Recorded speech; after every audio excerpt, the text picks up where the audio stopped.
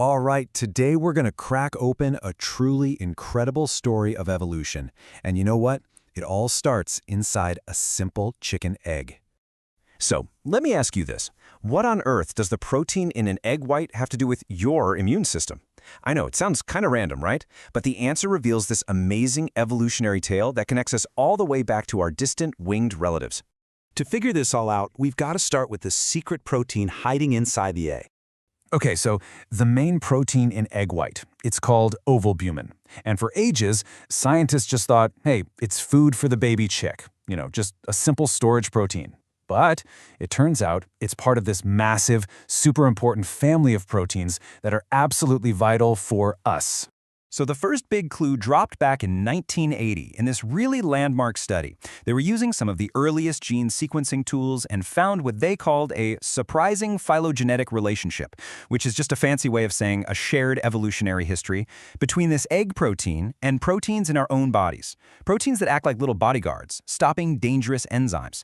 This discovery was so huge, it literally helped kickstart the entire field of bioinformatics. Crazy, right?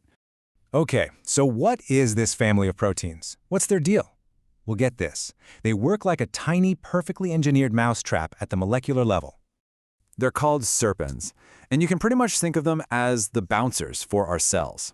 They're what we call protease inhibitors.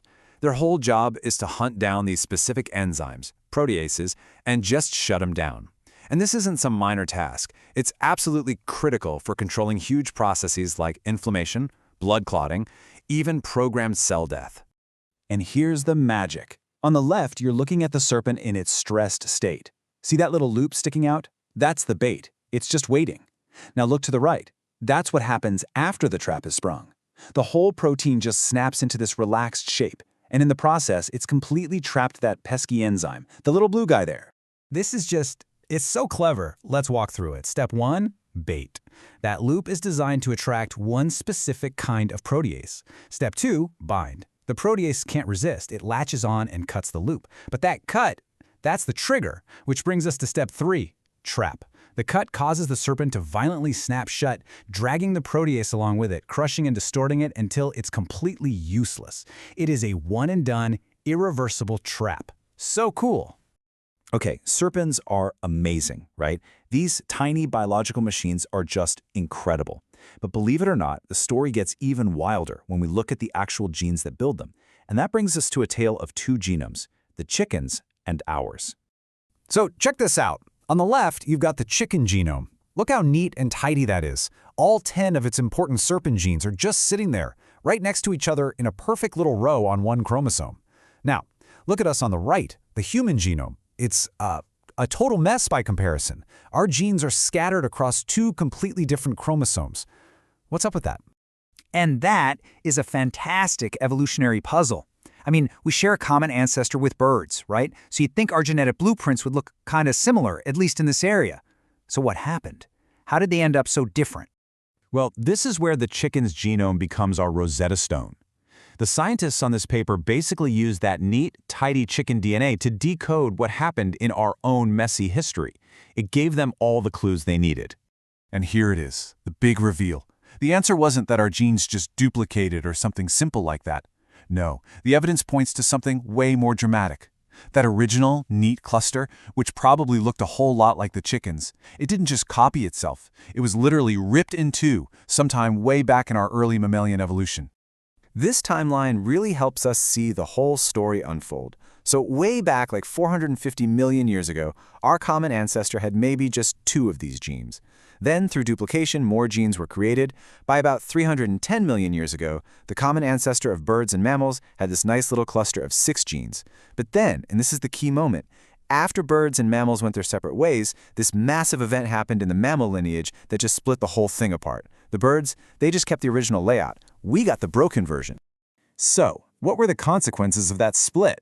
Well, this table lays it all out. You can see that some genes, like serpin B1 and B6, we still share with chickens. They're called orthologs, and they basically do the same job in both of us, helping with immunity. But you can also see where we went in different directions. We mammals developed brand new serpins, like B8 and B9. And the birds, they took one of their serpin genes and totally repurposed it, turning it into ovalbumin, the very protein we started this whole story with. So when you step back and look at the big picture, this one family of proteins is like a perfect little case study of how evolution actually works. It's tinkering toolkit, if you will. Seriously, the serpin story has it all. You've got gene duplication, which creates the raw material, the spare parts for evolution to play with. You've got divergence, where those spare parts evolved to do totally new things, like how ovalbumin stopped being a mousetrap and became a pantry. You've got gene loss, where you just get rid of stuff you don't need anymore. And all of these changes, they're all about one thing: adaptation, letting organisms survive and thrive in new ways. And you really have to let the timescale sink in. 310 million years. That's how long ago our ancestors had these genes all neat and tidy in one place. Everything we've talked about, the split, the new jobs for these proteins, that's a story that has been slowly written into our DNA over an immense stretch of time. Which, of course, brings us right back to the humble egg. The researchers in this paper suggest something really profound. They think that the evolution of ovalbumin wasn't just some small change. Turning that molecular mousetrap into a super efficient food source for an embryo, well, that might have been a game-changing adaptation that was key to the incredible success of birds. It's just an amazing thought, isn't it? If all of this epic 300 million year story of splits and duplications and adaptations is hiding inside a single chicken egg, just imagine what other incredible secrets are waiting for us inside the genomes of all the other creatures out there.